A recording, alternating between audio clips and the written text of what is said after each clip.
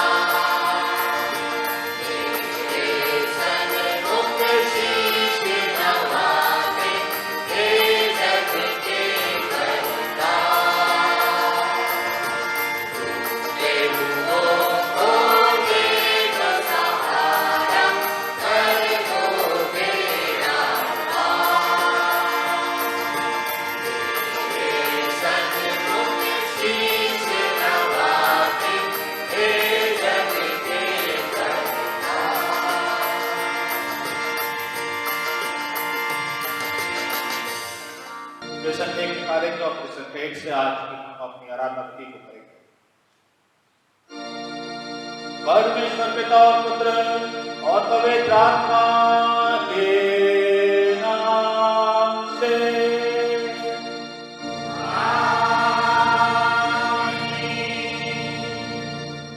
प्रभु में प्रियो, आप हम सच्चे मन से अपने पिता परमेश्वर के निकट आकर अपने पाप स्वीकार करें और ये प्रार्थना करें कि वह परमेश्वर के नाम से हमारे पापों को क्षमा करें। हमारी सहायता प्रभु के नाम में है।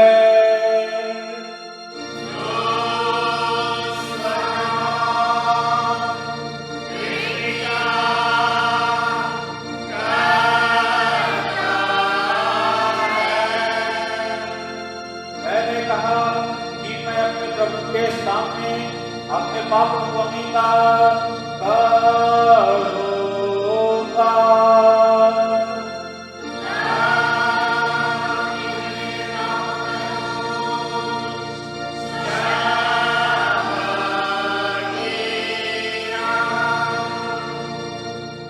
हे सर्वशक्तिमान परमेश्वर, हमारे कर्ता और दाता, हम अधम पापी तेरे सामने मान लेते हैं कि हम स्वभाव से पाप में अवश्य हैं और कि हमने मनसा वाचा करना से तेरे विरुद्ध पाप किया है। इसलिए हम तेरे अनुग्रह से अपराध करने के लिए प्रभु यीशु मसीह के द्वारा तेरे अपार दया की शरण लेते हैं। हे दयालु पिता, तू जिसने अपने इकलौते पुत्र को हमारे पापों के कारण मृत्यु को दे दिया, हम पर दया कर और इसी के कारण हमारे सब पापों को क्षमा कर तो अपने पवित्र आत्मा के द्वारा हमें अपना सच्चा आत्मिक ज्ञान दे कि हम तेरे वचन को पहचानें और तेरे वचन का ठीक आज्ञा पालन करें, जिससे कि तेरे नाम के द्वारा हम अनंत जीवन पाएं, हमारे प्रभु यीशु मसीह के द्वारा। आमीन। तुम्हारी स्वीकृति पर मैं प्रभु की आज्ञा के अनुसार तुमको जो सच्चे मन से पश्चाताप करते और उस पर विश्वास करते हो, तुम्हारे सब पापों की संपूर्ण क्षमा तुम्हें परमेश्वर पिता और पुत्र और पवित्र आत्मा के नाम से सुनाता हूं। आमीन। आज के दिन के लिए ट्राई का इंट्राइट का पाठ जो गीति किताब में पृष्ठ संख्या 84 पर हमें मिलता है। त्रय के बाद का 14वां रविवार। हे परमेश्वर, हे मेरी ढाल, दृष्टि कर और अपने अभिषेक का मुख देख, क्योंकि तेरे आंगनों में का एक दिन कहीं कि 1000 दिनों से उत्तम है। हे सेनाओं के यहोवा, तेरे निवास कैसे प्रिय हैं। मेरा प्राण यहोवा की अभिलाषा करते करते मूर्छित हो चला।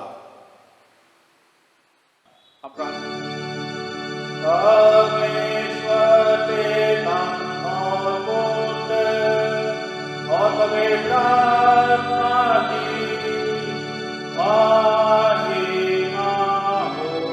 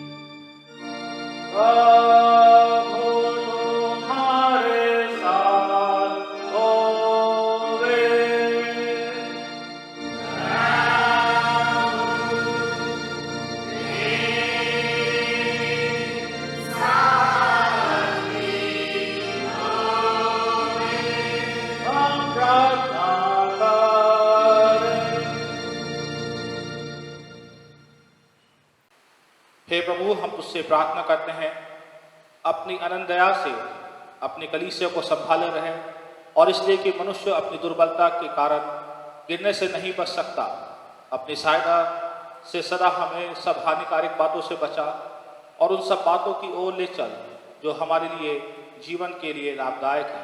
यीशु मसीह तेरे पुत्र हमारे प्रभु के द्वारा, जो तेरा पवित्र आत्मा के साथ सदा एक परमेश्वर युगानुग जीता और राज्य करता है। आमीन।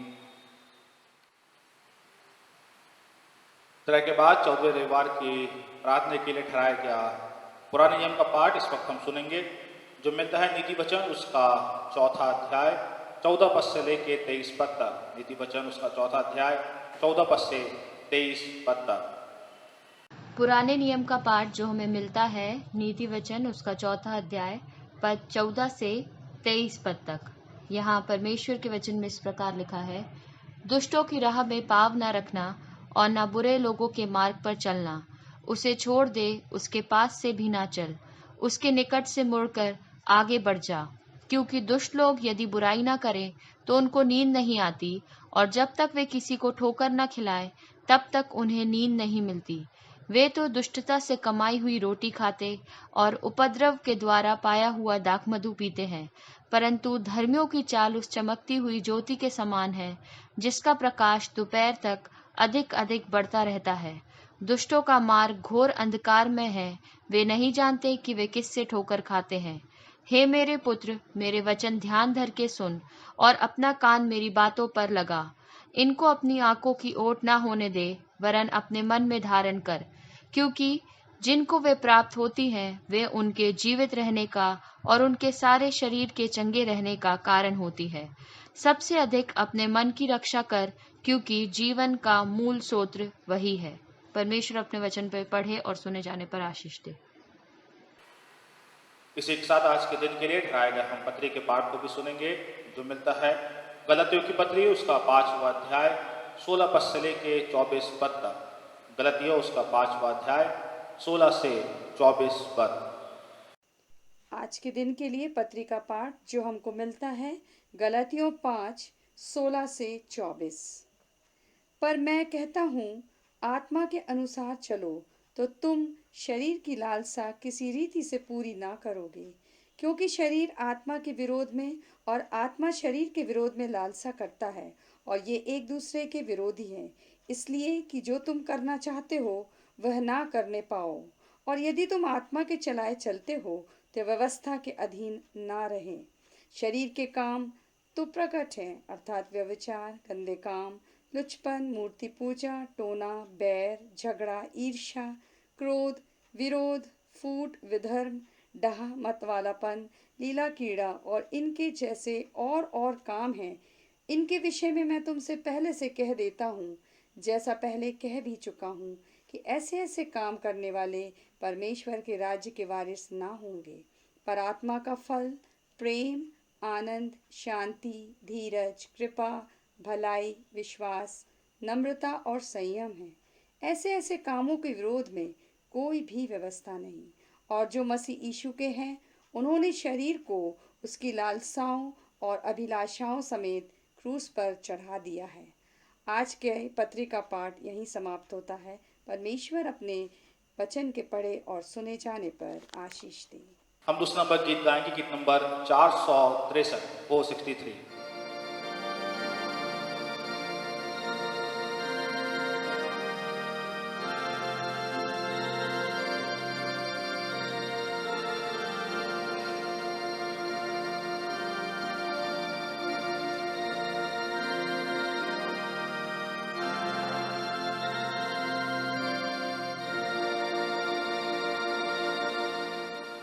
आगे नंबर के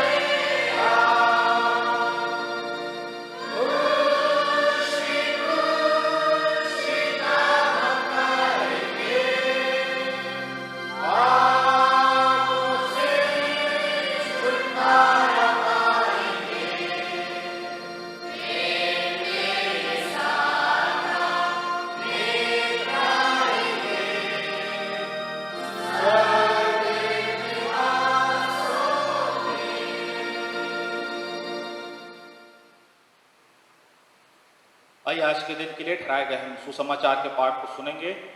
आप जहाँ कहीं भी अपने घरों में अपने स्थानों में खड़े हो जाएंगे और आज के दिन के लिए ठहराया गया सुसमाचार का पाठ जो मिलता है लूका रचित सुसमाचार उसका 17वां अध्याय 11 पद से लेके 19 पद तक।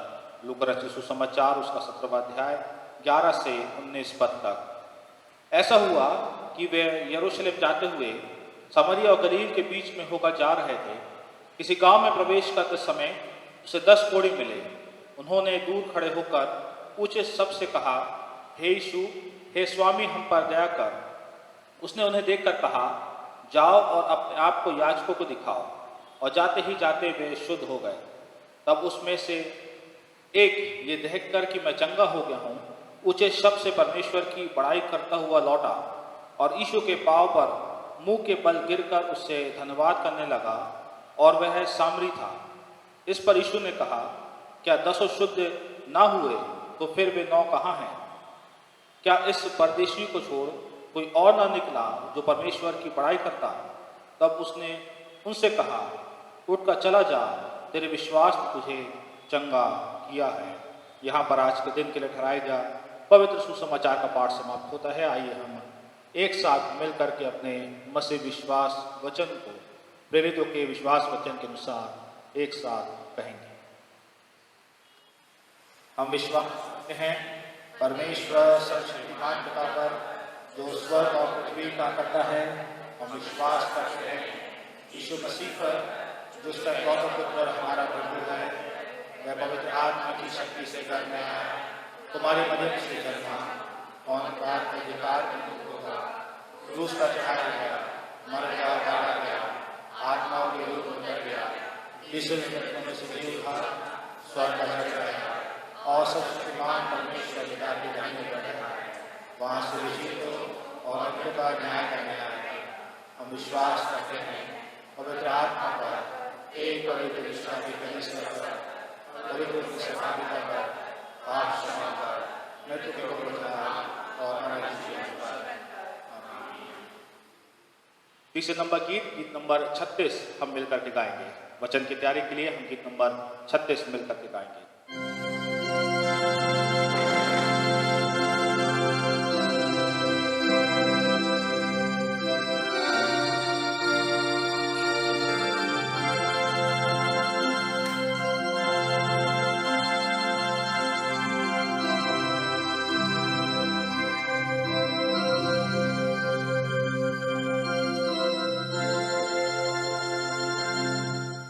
Vishnu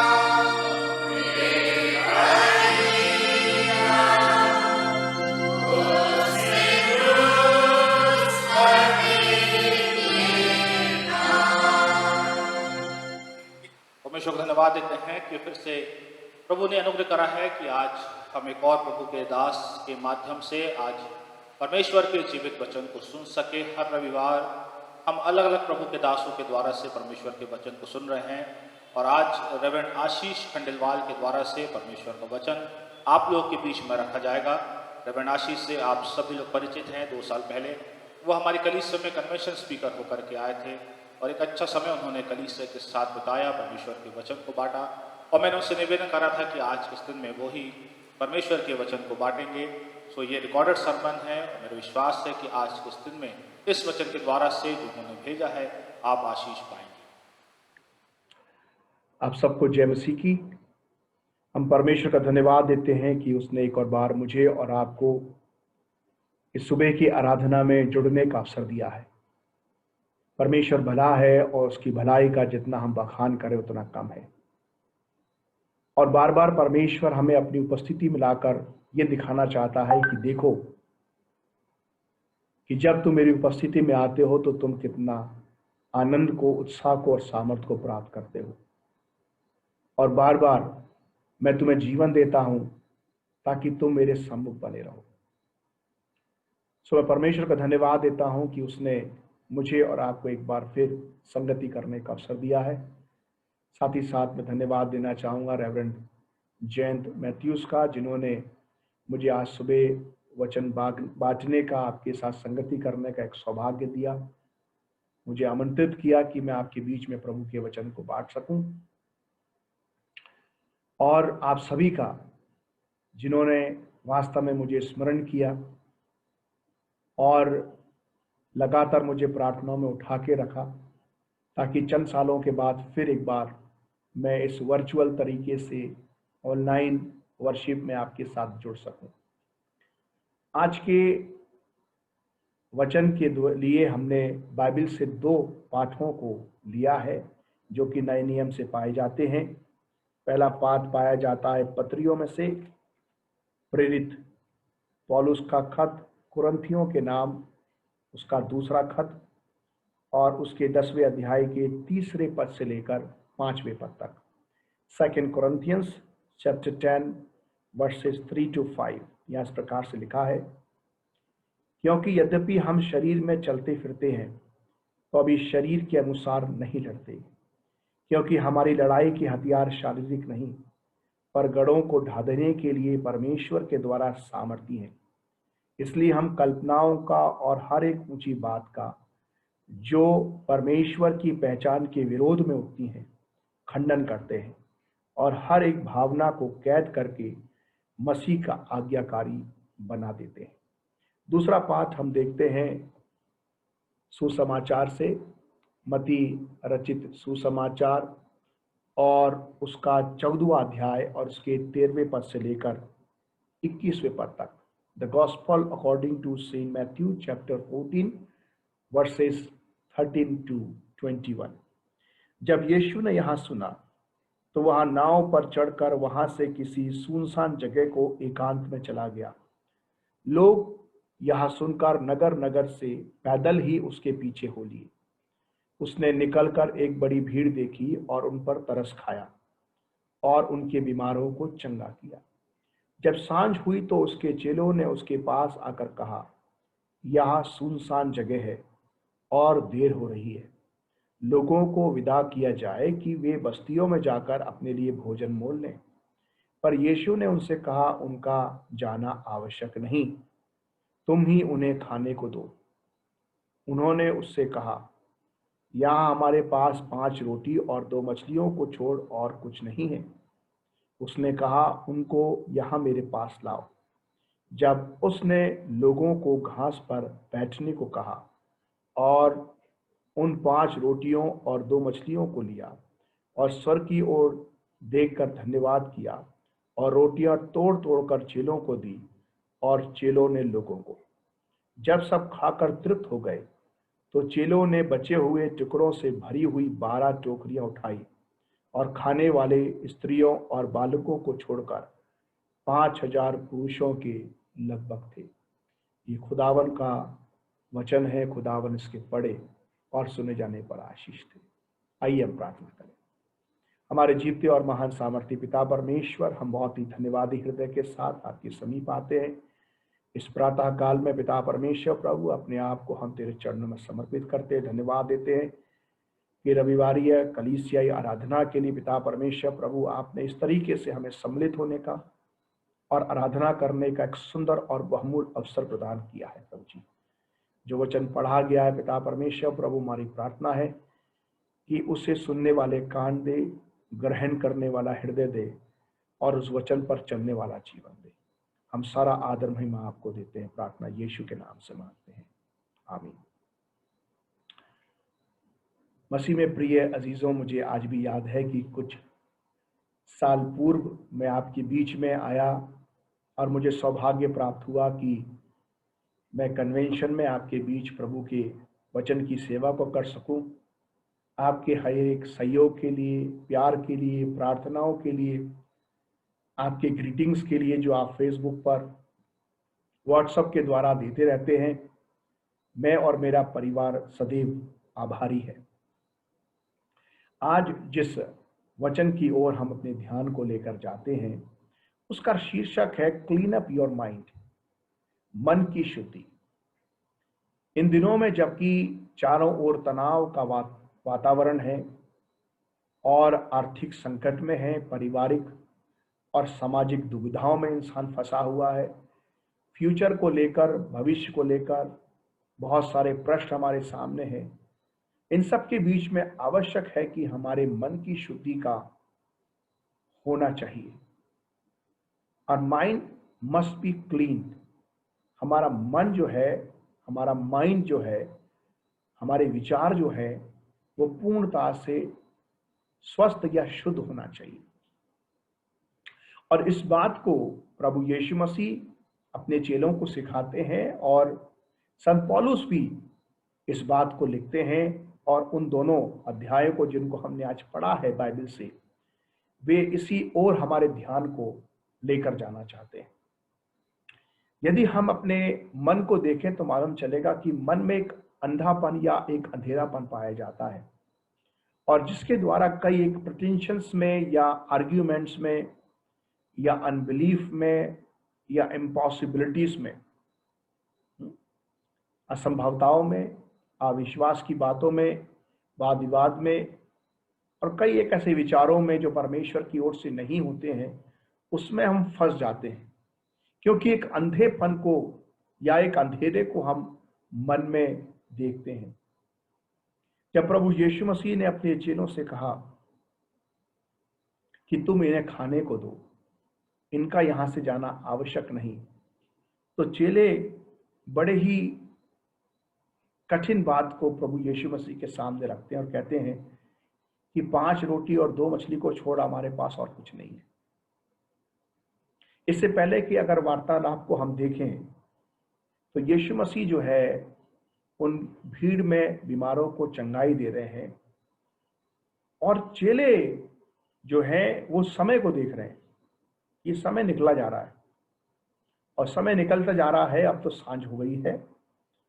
और फिर वो स्थान की ओर देखते हैं, स्थान सुनसान है, समय, स्थान, और फिर वो एक कंसर्न को दिखाते हैं और यीशु से बोलते हैं कि अब इस भीड़ को जाने दीजिए, बहुत लंबी सभा हो गई है, समय काफी हो गया है, जगह सुनसान है, कुछ भी यहाँ पर घटित हो सकता है, और साथ ही साथ ये लोग भूखे हैं, इन्हें जाने दीजिए कि आसपास की बस्तियों में जाएं और वहां से अपने लिए खाने के लिए कुछ मोल ले लें।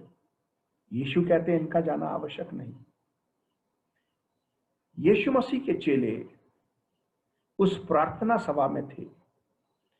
प्रार्थना सभा में प्रभु यीशु मसीह लोगों को चंगाई दे रहे हैं। ध्यान से सुनिए, प्रभु यीशु मसीह लोगों को परमेश्वर का वचन सुना रहे हैं, उनके जीवन में उद्धार की बातों को डाल रहे हैं। लेकिन चेले जो यीशु के साथ रहते थे, यीशु के अनुयायी थे, यीशु के साथ संगति करते थे, इन तमाम आश्चर्य कर्मों की वे गवाह थे, परमेश्वर के पुत्र की महिमा को और सामर्थ को देख रहे थे, लेकिन फिर भी उनका मन जो था वो शुद्ध नहीं था। वो परमेश्वर की बातों की ओर नहीं था। वे अभी भी संसारिक और स्वाभाविक बातों में ही अपने मन को लगाकर बैठे हुए थे। इसलिए तो वो प्रभु के सामर्थ के कामों की ओर ध्यान ना देते हुए वे समय की ओर ध्यान देते और कहते हैं कि देखो कितना समय हो गया, अब तो इस बीमारी के चंगाई के काम को बंद करना चाहिए और लोगों को विदा करना चाहिए। तो उन्होंने सोचा कि हम तो एक अच्छा विचार प्रभु के सामने रखेंगे ताकि मीटिंग भी समाप्त हो जाए और हम कुछ खा लें, क्योंकि मीटिंग चल रही तो हम कैसे खाएं, इतने सारे लोग आसपास हैं, हम नहीं खा सकते क्योंकि हम भी सेवा करते करते थक गए हैं। तो उन्होंने कहा कि एक अच्छा विचार हमारे मन में आया है और यीशु शायद उसके लिए मना नहीं करेगा, क्योंकि भीड़ भी भूखी है तो उन्हें भूख के लिए इंतजाम होना चाहिए। इसलिए हम क्या कहें कि यीशु से उन्हें जाने दे। लेकिन यीशु कहता है इनका जाना आवश्यक नहीं, तुम ही इन्हें खाने के दो। तो एक और बड़ी समस्या उनके सामने आती है। तो बड़े ही, अगर इस एक्सप्रेशन को हम यहाँ पढ़ने की कोशिश करें तो उन चेलों ने बड़े ही रूडली तरीके से शायद यीशु से बोला। उन्होंने उससे कहा हमारे पास 5 रोटी और 2 मछलियों को छोड़ और कुछ नहीं है, मतलब इतना ही है, इसके आगे अब हमारे पास कुछ नहीं है। ना हमारे पास पैसे हैं ज्यादा कि हम इतने सारे लोगों को खाना मोल लेकर आए, और ना ही हमारे पास समय है, और दूरी बहुत दूरी है, सुनसान जगह, यहां कुछ नहीं मिलेगा। तो सुन ले यीशु, हमारे पास तो केवल 5 रोटी और 2 मछलियां, इसके छोड़ के और कुछ भी नहीं। मन के विचार। संत पौलुस क्या कहते हैं इसके बारे में, उसी वचन को जिसको अभी हमने पढ़ा है, 2 कुरिन्थियों और उसके 10वें अध्याय के 5वें पद की ओर मैं आपके ध्यान को ले जाना चाहता हूं, जहां पर संत पौलुस कहते हैं, इसलिए हम कल्पनाओं का और हर एक ऊंची बात का जो परमेश्वर की पहचान के विरोध में उठती हैं। ये जो विचार थे, कल्पनाएं थी, जिनके बारे में अभी हमने पढ़ा है मत्ती उसके 14वें अध्याय में, जो चेलों के मन में उत्पन्न हुई, ये परमेश्वर की पहचान के विरोध में थी। परमेश्वर की पहचान मतलब हम उसके बालक और बालिकाएं हैं, हम उसके पुत्र और पुत्रियां हैं, और परमेश्वर के साथ में कुछ भी असंभव नहीं है, इस बात को हम स्वीकार करते हैं। लेकिन ये असंभवताओं को दिखा रहे हैं, ये आर्ग्यूमेंट्स को दिखा रहे हैं, ये अनबिलीफ को दिखा रहे हैं। और यहां पर संत पौलुस कहते हैं कि वे बातें जो परमेश्वर की पहचान के विरोध में उठती हैं, हम खंडन करते हैं और हर एक भावना को कैद करके मसीह का आज्ञाकारी बना देते हैं। मसीह का आज्ञाकारी, ये बहुत जरूरी बात है। हमारे मन की शुद्धि की बात जब हम करते हैं तो हम अपने मन को या मन की बातों को, विचारों को मसीह का आज्ञाकारी बनाना चाहिए। जो इस पैसेज में, जिसमें प्रभु यीशु मसीह और चेलों के बीच में बात हो रही है, और भीड़ शायद भूखी है, आसपास बैठी है, लेकिन भीड़ जो है वो भूख से ज्यादा चंगाई को चाहती है, और चेले जो है वो चंगाई से ज्यादा आराम को या अपने स्वयं के भोजन को करना चाहते हैं।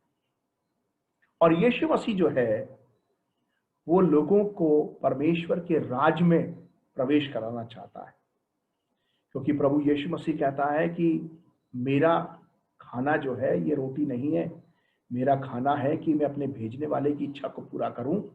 जब सामरी स्त्री के साथ प्रभु यीशु मसीह बातचीत करने के लिए रुक जाते हैं और चेले जो है वो भोजन लेने चले जाते हैं, और जब वो भोजन लेकर आते हैं, यूहन्ना रचित सुसमाचार 4 अध्याय में इसको हम पढ़ सकते हैं, तो वो यीशु से भोजन की बात करते हैं। तो यीशु मसीह कहता है कि मेरा भोजन ये नहीं, मेरा भोजन ये है कि मैं अपने भेजने वाले की इच्छा को पूरा करूं।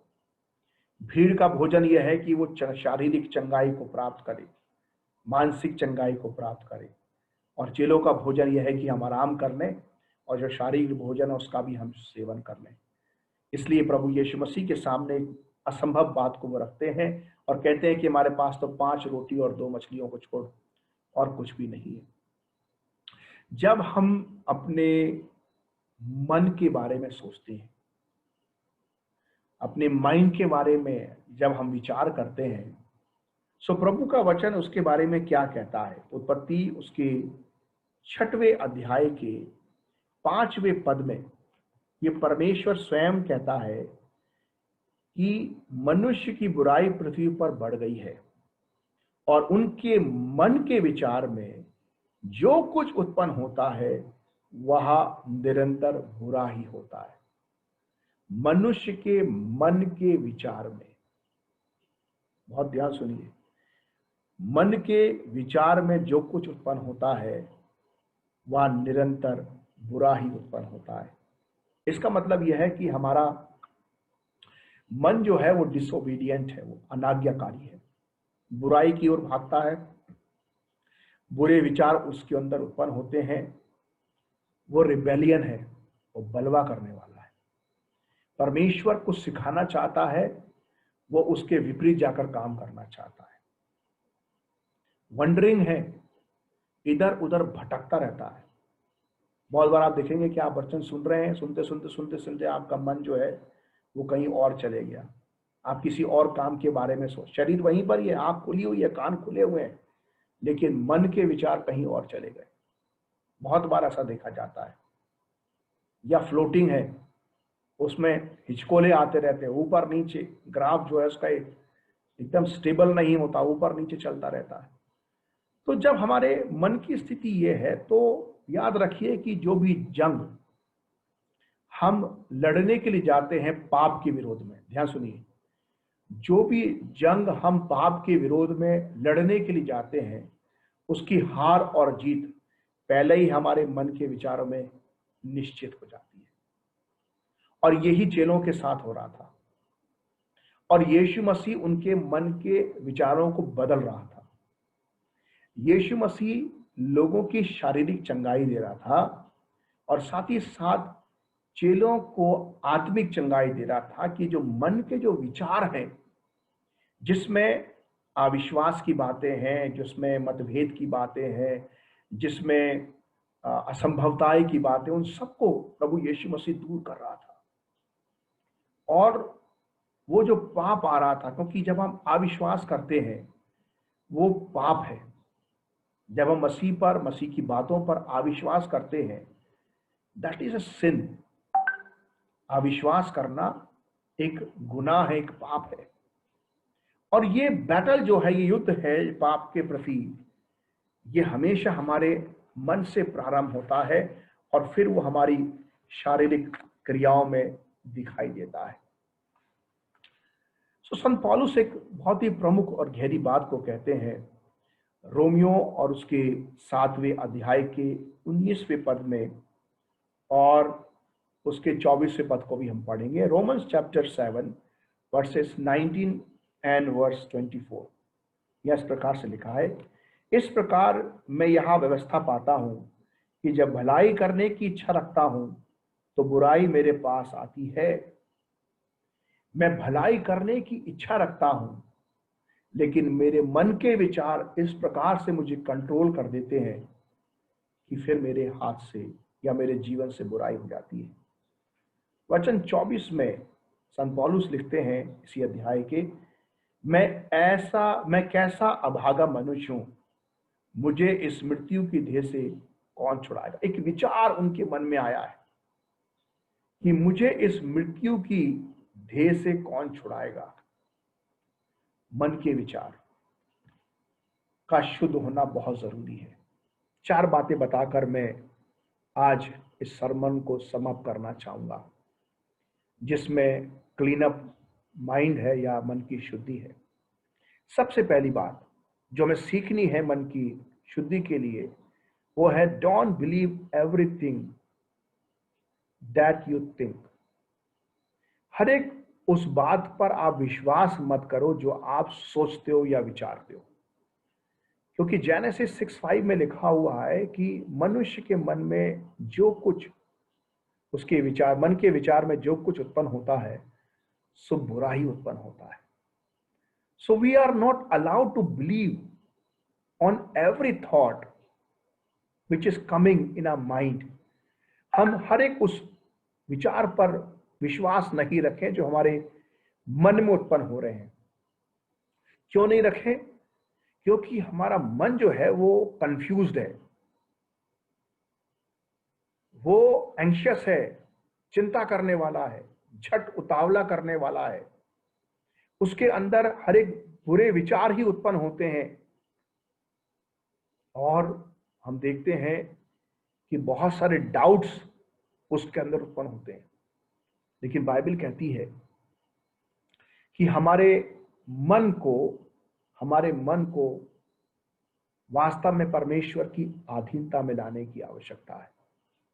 और वो तभी हो सकता है कि जब जो भी विचार हमारे मन में उत्पन्न होते हैं, हम उन विचारों पर विश्वास न रखें कि मेरे मन में ऐसा विचार आया है तो ये होना अच्छी बात है। नहीं, वो धोखे की बात है। प्रभु का वचन सबसे अधिक अपने मन की चौकसी कर, सबसे अधिक अपने मन की चौकसी कर, प्रभु का वचन कहता है। हमारे मन को हमें संभाल के रखने की जरूरत है। उसमें बुरे बुरे विचार उत्पन्न होते। सबसे पहली बात हम देखते हैं, वी नो नीड टू, हमको जो है अपने मन के विचार जो उत्पन्न होते हैं उस पर, प्रत्येक विचार पर हमें विश्वास रखने की आवश्यकता नहीं है, क्योंकि हमारे मन में कई प्रकार के ट्रबल्स हैं। और जो है पाप का जो गढ़ जो है वो मन है, जहां से ये पाप की सारी बातें निकल कर आती हैं। अंधेरा है और बहुत ही अधिक बुराई हमारे मन में पाई जाती है। दूसरी बात जो हम देखते हैं वो है कि हमें अपने मन में इस बात का ध्यान रखना है कि कहीं कोई कूड़ा करकट तो हमारे मन में नहीं जा रहा है, कहीं कोई बुरे विचार तो हमारे अंदर नहीं जा रहे हैं। उत्पन्न हो रहे हैं वो तो फर्क है, लेकिन ऐसा तो नहीं कि हम इनपुट भी कर रहे हैं और वही चीज आउटपुट भी हो रही है, कि बुरे विचार हम ले रहे हैं और बुरे विचार ही हमारे अंदर से निकल रहे हैं। प्रभु का वचन कहता है,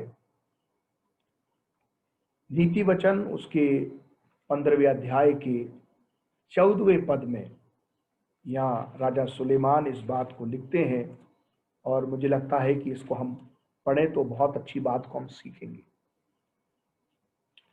नीति वचन 15 पद 14, समझने वाले का मन ज्ञान की खोज में रहता है, परंतु मूर्ख लोग मूढ़ता से पेट भरते हैं।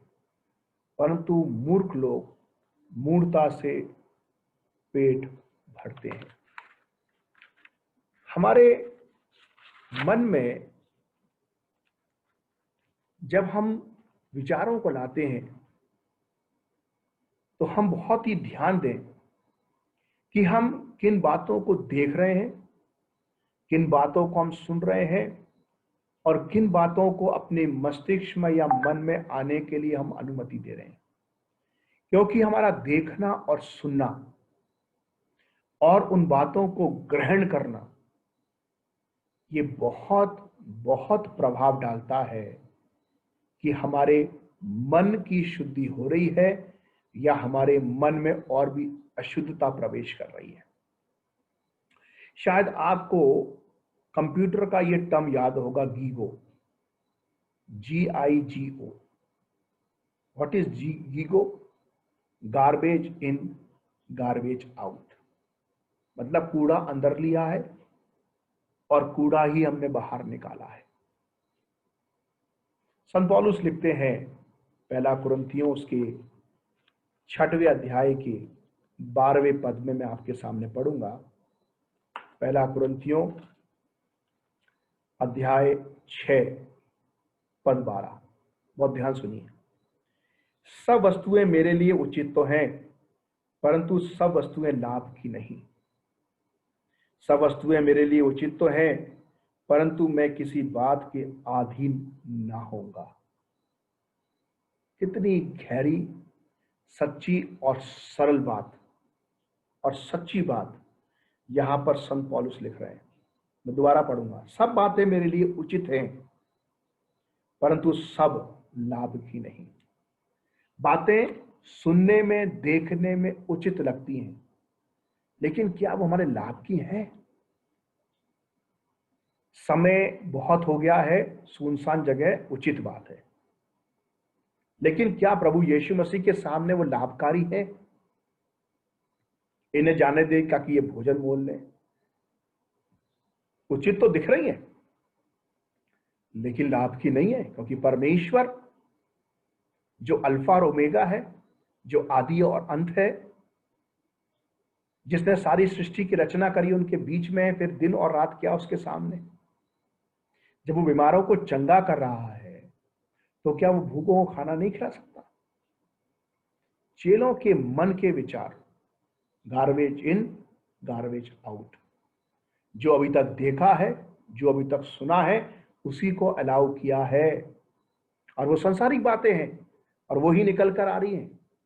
लेकिन यीशु मसीह उन्हें आत्मिक बातें सिखा रहा है, आत्मिक बातों को वो देख रहे हैं, अच्छी बातें ग्रहण नहीं करी, इसलिए अच्छी बातें बाहर भी नहीं निकली। कितने सालों से हम प्रभु के वचन को सुन रहे हैं, कितने रविवार हमने प्रभु के वचन का अध्ययन किया, कितना अधिक हमने उसके वचन की ओर ध्यान दिया, या हम प्रभु की आराधना करने के लिए आए और टाइम को देखते रहे, अरे सरमन लंबा हो गया, अरे आज तो शायद मैं मीट नहीं खरीद पाऊंगा, या फलाना काम मुझे करना था, मैं लेट हो गया। क्या हमारे विचार चेलों के समान? चेलों के समान है? मन की शुद्धि की आवश्यकता है। आज हमारे मन को शुद्ध करने की, उन विचारों को शुद्ध करने की आवश्यकता है, क्योंकि अभी तक जो कुछ निकल रहा है, उन भावनाओं को हमने मसीह का आज्ञाकारी नहीं बनाया है। और संत पौलुस वही चाहता है। मन की शुद्धि मतलब हमारे अंदर जो विचार उत्पन्न हो रहे हैं, उनको हम कैद कर कर, जो मसीह की सामर्थ, परमेश्वर की सामर्थ के विरोध में है, और उन भावनाओं को हम मसीह का आज्ञाकारी बनाएं। और यहां पर हम देखते हैं कि परमेश्वर का वचन सिखाता है, संत पौलुस कहता है कि सब बातें मेरे लिए उचित तो है, लेकिन लाभ की नहीं है, लाभ की नहीं है। तो जो बातें मेरे लाभ की हैं, मैं उन्हें ग्रहण करूं। उचित है नहीं, उससे मेरा कोई फायदा नहीं है, लेकिन जो लाभ की है, जो लाभ की है। कुछ लोग कहते हैं कि परमेश्वर ने हमें कामयाब होने के लिए नहीं बुलाया है, लेकिन विश्वास योग्य होने के लिए बुलाया है। आई रिपीट, कुछ लोगों का मानना है, और आप सुन भी रहे हैं, शायद कहेंगे हाँ बात सही है, कि परमेश्वर ने हमें सक्सेसफुल होने के लिए नहीं, लेकिन फेथफुल होने के लिए बुलाया है। आप मेरे साथ हैं? Are you listening this morning? क्या परमेश्वर ने वास्तव में हमें कामयाब होने के लिए नहीं, लेकिन विश्वास योग्य होने के लिए बुलाया है? हमारा मन क्या कहता है? मन कहता है कि सक्सेसफुल हो जाओ, विश्वास योग्य से क्या फायदा है, विश्वास योग्यता कहां तक लेके जाएगी, सक्सेसफुल हो, कामयाब होते जाओ, कामयाबी नजर आएगी, विश्वास योग्यता कौन देखता है भाई? कुछ लोग कहते हैं कि परमेश्वर ने हमें सफल होने के नहीं, लेकिन विश्वास योग्य होने के लिए बुलाया गया है। मस्तिष्क, हमारा विचार, हमारे मन की बातें कहती हैं कि विश्वास योग्यता इतना प्रभाव नहीं रखती कि कितना हम सफलता को लोगों के सामने जाहिर करें। लेकिन प्रभु का वचन क्या कहता है? प्रभु का वचन कहता है कि हम विश्वास योग्य और फलवंत होने के लिए बुलाए गए। ध्यान से सुनिए, we are called to be faithful as well as fruitful. क्या है इसका मतलब? सक्सेस की तो बात ही पीछे छूट गई है, मस्तिष्क विचारने का बात फर्क। लेकिन यहां पर ना केवल विश्वास योग्यता, लेकिन जीवन में फल का आना भी बहुत जरूरी है। यूहन्ना की इंजील 15वें अध्याय के 16 पद में प्रभु यीशु मसीह ने इस बात को कहा कि तुम बहुत सा फल लाओ। विश्वास योग्य हो और फल लाओ। मत्ती की इंजील 21वें अध्याय के 19वें पद को पढ़ते हैं तो हम वहां पाते हैं कि प्रभु यीशु मसीह ने उस अंजीर के वृक्ष को श्राप दिया। क्यों? शायद वो फेथफुल था, फल फूल रहा था, अपने जगह पर स्थापित था, हरा दिखाई दे रहा था,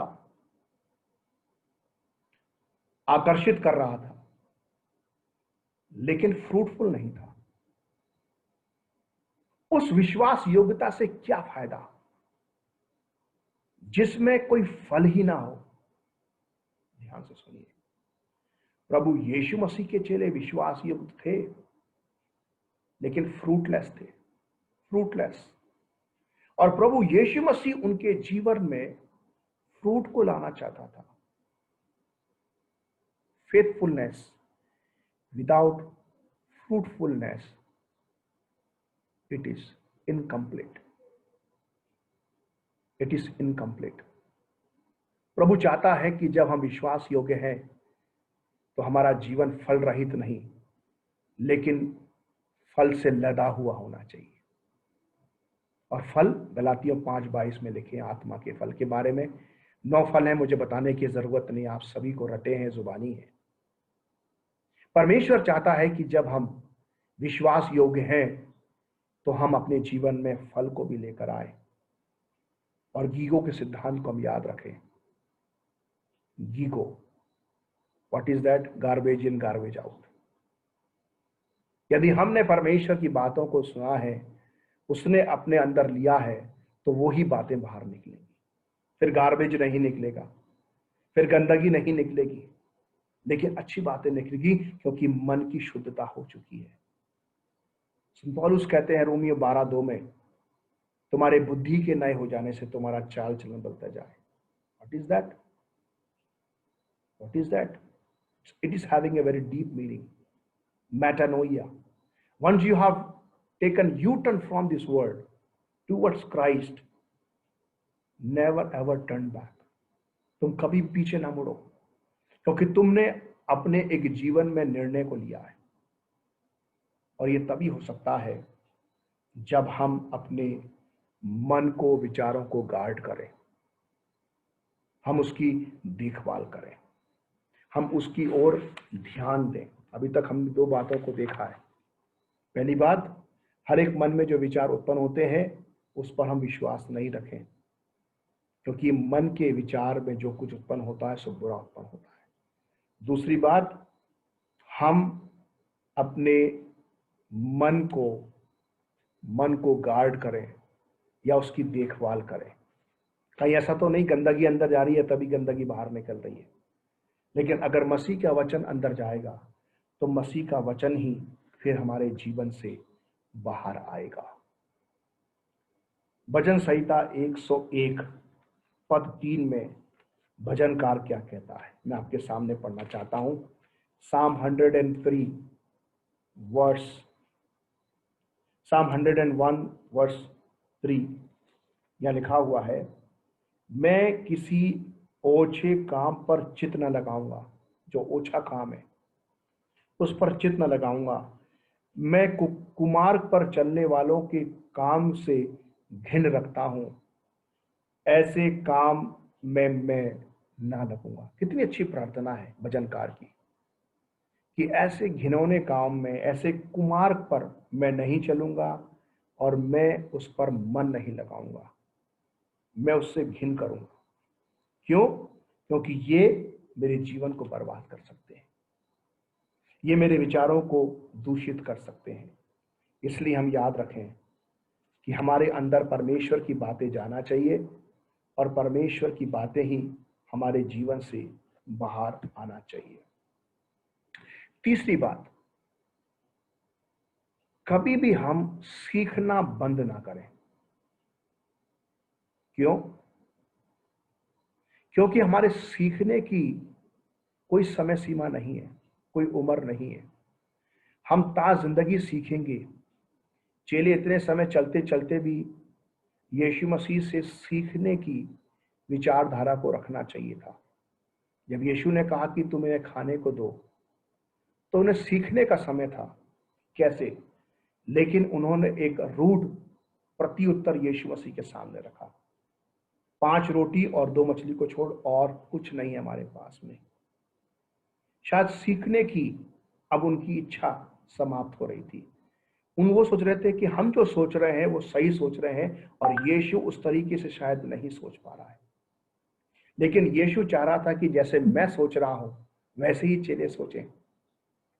और ये तभी होगा जब हम एक डिसाइपल की तरह, जब हम चेले की तरह यीशु के साथ संगति में रहें, और जो यीशु सिखाना चाहता है उसको सीखने की हमेशा हम चेष्टा करें, हमेशा हम कोशिश करें, उसके प्रति हम ललायित हों, उसके प्रति हम ललायित हों।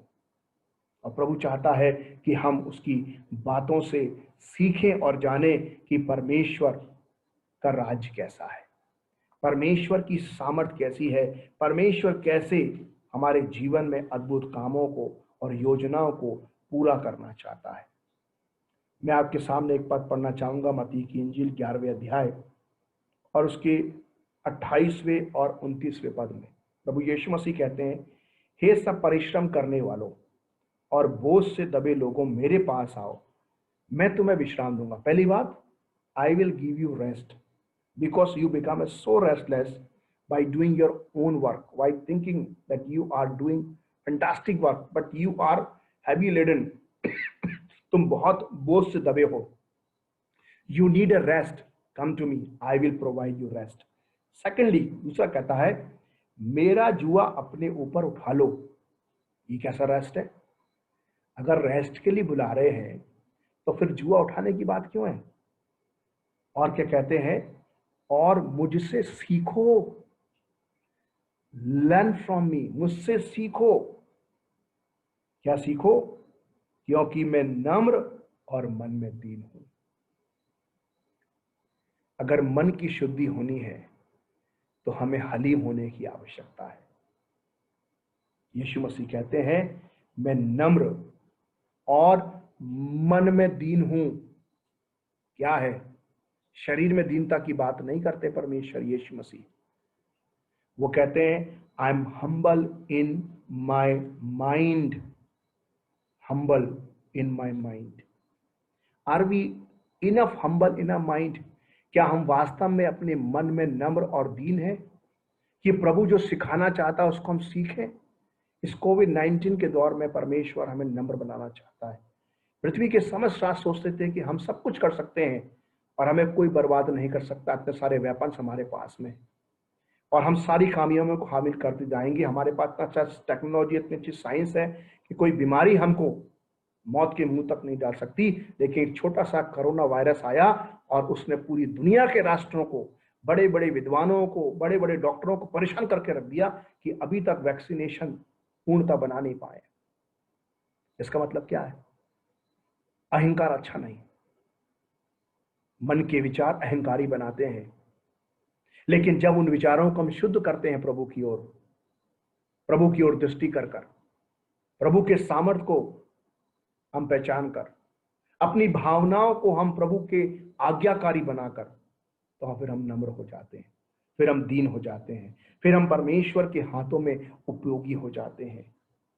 अजीजों, मेरा समय काफी नहीं है कि मैं आपको बहुत सारी बातें आज सुबह बता सकूं, लेकिन जितना बता रहा हूं बहुत उपयोगी और बहुत गहराई की बातें हैं।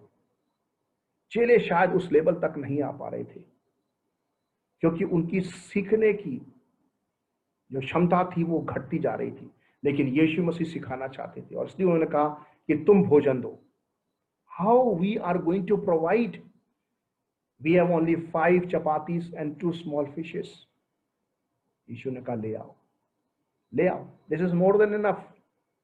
Learn how. प्रभु थोड़ा सा ही है हमारे पास में, तो प्रभु कहता थोड़ा सा लेकर आओ। Learn what? Be humble. तुम दीन बनो। और आज तुम एक नई पाठ को देखोगे मेरे अजीजों। अगर आज आपके पास में आर्थिक तंगी है, यदि आपकी आज नौकरी जाने वाली है, यदि आपकी तनख्वाह आज कम हो गई या आधी हो गई है, घबराइए नहीं। प्रभु यीशु मसीह कहता मेरे पास आओ, मैं तुम्हें विश्राम दूंगा। मुझसे सीखो, मैं नम्र हूं। Nothing is going to harm you, तुम्हें कुछ हानि पहुंचाने वाला नहीं है। जो कुछ है मेरे पास में लेकर आओ। और यीशु ने उसे पिता की ओर उठाया और प्रार्थना करके धन्यवाद दिया और सबको बांटने के लिए कहा। और चेलों ने बांटा, उन्हीं चेलों ने बांटा जिनके पास 5 रोटी और 2 मछलियां थी। सीखो, सीखो मैं कैसी आशीष देता हूं, और जब तुम उन आशीषों को बांटोगे तो कम नहीं होगा, वो बढ़ जाएंगी। चेलों के मन में आया होगा, अगर ये 5 रोटी और 2 मछलियां यीशु अब बांट रहा है, हमारे लिए क्या बचने वाला है, हमें क्या मिलने वाला है, इसके द्वारा सब खत्म हो जाएगा। शायद बांटते बांटते विचार करते होंगे, लेकिन यीशु ने हम्बल बना रहा था। Give and it will come back to you. अगर प्रभु आपसे आज कुछ देने के लिए कहता है तो अपने हाथ को ना रोकें अजीजों, आप उसे दे दें, आप उसे अवश्य दें, क्योंकि प्रभु आपको कुछ सिखाना चाहता है, आपके मन के विचारों को शुद्ध करना चाहता है, आपकी मन की बातों को बदलना चाहता है, क्योंकि परमेश्वर मेरे और आपके जीवन में अद्भुत योजनाओं को पूरा करना चाहता है। अजीजों, अंतिम बात मैं बता के समाप्त करूंगा। भजन संहिता 139 और उसका 23वां और 24वां पद। भजन संहिता 139 साम 139 वर्सेस 23 एंड 24। यह इस प्रकार से लिखा है, हे मेरे परमेश्वर मुझे जांच कर जान ले, हे मेरे परमेश्वर मुझे जांच कर जान ले, मुझे परख कर मेरी चिंताओं को जान ले, और देख कि मुझ में कोई बुरी चाल है कि नहीं, और अनंत के मार्ग में मेरी अगुवाई कर। अनंत के मार्ग में मेरी अगुवाई कर। मुझे जांच कर जान ले प्रभु कि मेरे अंदर कोई बुराई तो नहीं। प्रभु हमारे मन के विचारों को आज शुद्ध करना चाहता है। क्या आप उसे अनुमति देते हैं? वचनकार अनुमति देता है प्रभु कि तू जांच और अनंत के मार्ग में मेरी अगुवाई कर, मुझे शुद्ध कर, मुझे शुद्ध कर। अगर आज आपकी प्रार्थना है तो प्रभु आपके नजदीक है, और इन विषमताओं के दिनों में, इन कठिनाइयों के पलों में परमेश्वर आपके साथ खड़ा हुआ है कि आपको एक नया अनुभव दे। चेलों के सामने समस्या थी भीड़, चेलों के साथ समस्या थी समय, चेलों के सामने समस्या थी वो स्थान जो सुनसान था, लेकिन यीशु ने सब कुछ बदल दिया, उनके मन के विचारों को शुद्ध कर दिया। आज आपके सामने कोविड है, आर्थिक संकट है, बच्चों का भविष्य है, आपकी नौकरी की चिंता है, अरे पासवानों आपको शायद अपनी कलीसिया की चिंता है। परमेश्वर आपके साथ है, आपको एक नया तजुर्बा देने के लिए, आपको एक नया अनुभव देने के लिए, आपको एक सुंदर बात बताने के लिए कि जो कुछ आपके मन में उत्पन्न हो रहा है वो विरोधाभास उत्पन्न कर रहा है, वो असंभवताओं को लेकर आ रहा है, वो नकारात्मक विचारधाराओं को लेकर आ रहा है। लेकिन प्रभु के विचार की ओर ध्यान देंगे, जब प्रभु की ओर ध्यान देंगे तो प्रभु सब कुछ बदल देगा, सब कुछ बदल देगा। आइए हम प्रार्थना करें।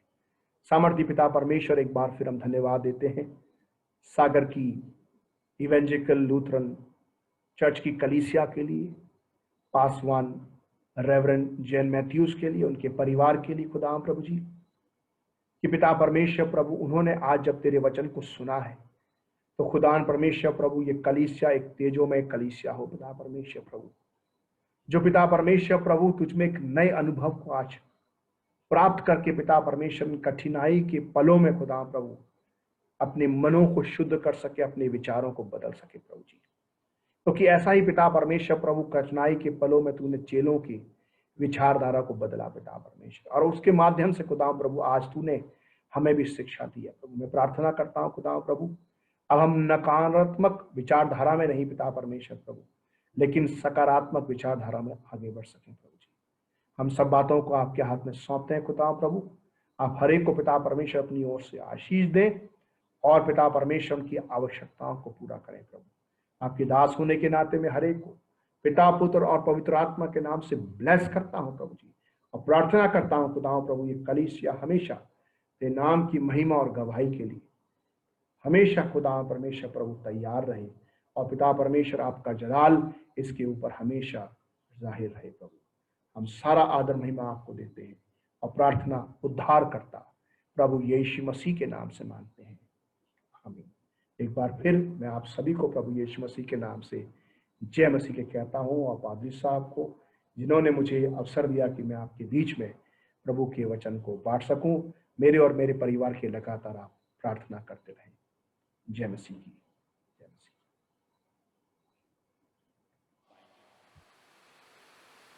हम अपने कलीसिया की ओर से प्रभु के दास रेवरेंड आशीष खंडलवाल का धन्यवाद देते हैं जिन्होंने वचन आज हमारी कलीसिया में बांटा है।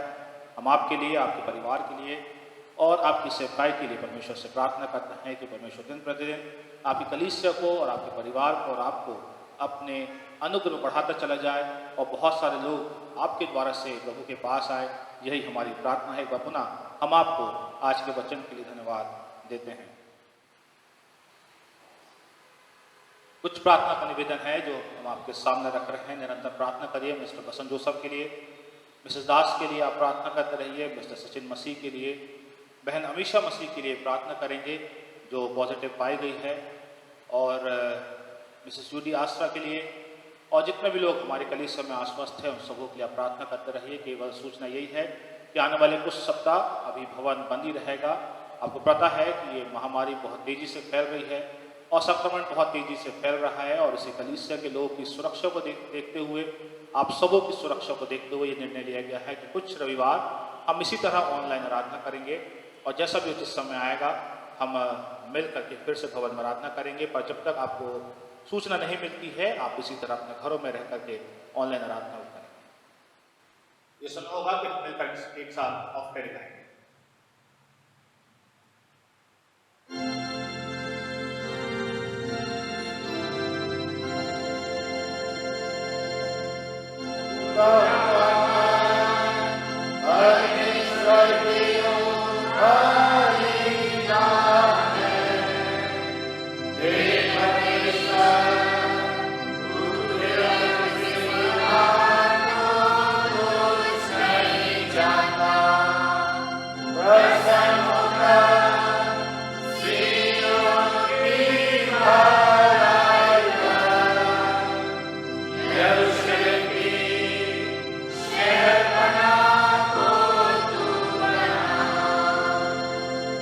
दान के लिए हम गीत नंबर 270 गाएंगे, गीत नंबर 270।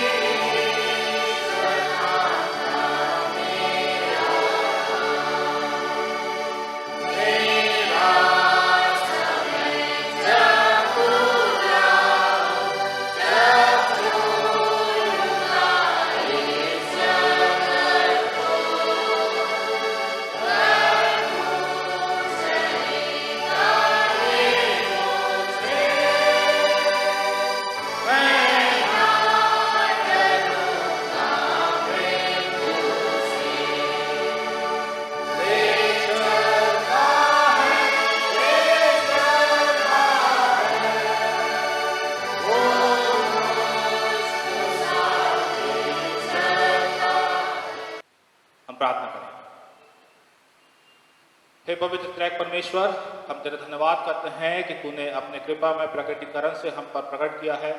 तू हमारा परमेश्वर है और तूने बपतिस्मा के द्वारा हमको अपना कृपा पात्र बनाया है और अनंत जीवन के लिए नए सिरे से जन्माया है। हे हमारे प्रभु यीशु मसीह, तू हमारा ज्ञान, हमारा धर्म, हमारी पवित्रता और हमारा उद्धार है। हे पवित्र आत्मा, सत्य के लेपालकपन के और प्रार्थना के आत्मा, हम तुझ त्रैक परमेश्वर की सराहना, महिमा और आराधना करते हैं।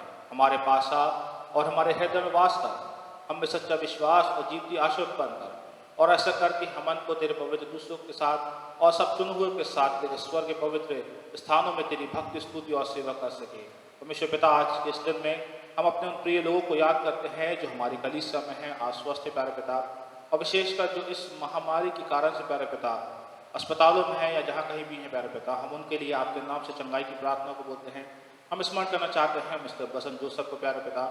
हम धन्यवाद देते हैं कि आपने उन्हें छुआ है, पर फिर भी प्रभु जी आज के इस दिन में हम उनके लिए संपूर्ण चंगाई आपके नाम से मांगते प्यारे पिता। जब वो हॉस्पिटल में हैं, अपने अनुग्रह को और अपने दया भरे हाथ को प्यारे पिता, अपने छिदे हुए हाथ को उनके ऊपर बरसाना, स्वस्थ करना प्यारे पिता, कि वो फिर से वहाँ से स्वस्थ होकर अपने घर में आके आपको धन्यवाद देने वाले हो सके। पूरे जोसफ परिवार को हम आपके रक्षाकारी हाथ में सौंपते हैं, हर एक को संभाल प्यारे पिता।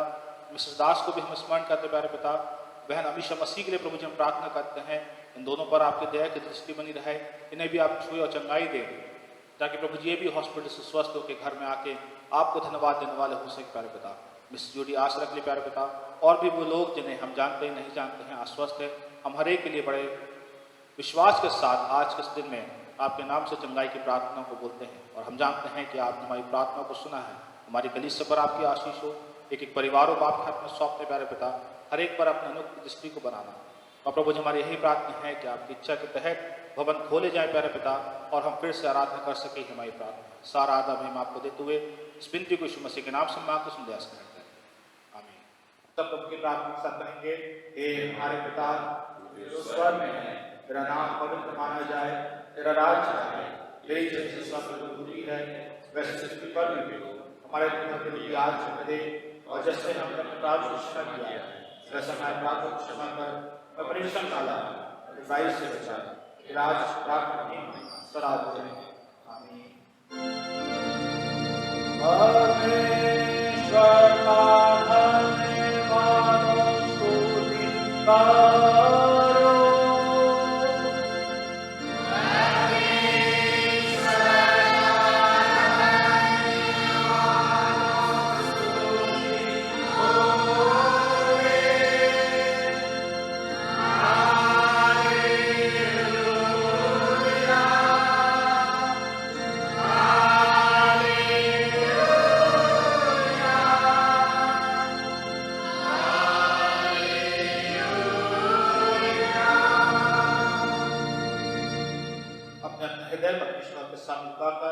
उसी से आशीष ग्रहण करो। प्रभु तुम्हें आशीष दे और तुम्हारी रक्षा करे। प्रभु तुम्हें मुख का प्रकाश तुम सब पर चमकाए और अनुग्रह करे। प्रभु अपने मुख तुम पर प्रकट करे और तुम्हें शांति और आशीष दे। परमेश्वर पिता और पुत्र और पवित्र आत्मा के नाम से